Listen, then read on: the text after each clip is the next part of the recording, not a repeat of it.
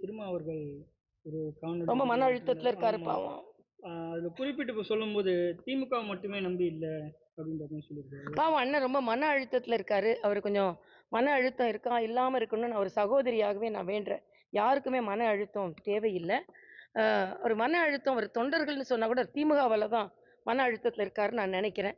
ஏன்னா, தெருந்தோறும் கொடியேற்றி பழகிய அவங்க தொண்டர்களுக்கு கொடி கூட ஏற்ற முடியவில்லை என்பதை மனத்தாங்கலாக அவர்கள் சொல்லி இருக்கிறார்கள். அது மட்டுமல்ல, திமுகவை மட்டும் நாங்க நம்பி இல்ல. அதனால தான் நான் சொல்றேன், அதிமுக, பாஜக கூட்டணிய கேள்வி கேட்கிற எல்லாரும், திராவிட முன்னேற்ற கழக கூட்டணி குழப்பத்தில் இன்று இருக்கிறது. துணை முதலமைச்சர் என்று போஸ்டர் ஒட்டிய செல்வ பெருந்தகை மறைமுகமாக எச்சரிக்கப்பட்டு போஸ்டர்லாம் எடுக்கப்படுகிறது. அதே மாரி சாம்சங் தொழிற்சாலைக்காக தொழிலாளர்களுக்கு பேசிய கம்யூனிஸ்டுகள் ஒட்டாத நீரைப் போல அவர்கள் இருந்து கொண்டிருக்கிறார்கள். இன்னைக்கு வேல்முருகன் இப்படி பேசுவா, அப்படி பேசுவான்னு சொல்லிக் கொண்டிருக்கிறார். இன்னைக்கு திருமாவளவன் அவர்கள் மன அழுத்தத்தை தெளிவாகவே வெளிப்படுத்தி இருக்கிறார்கள்.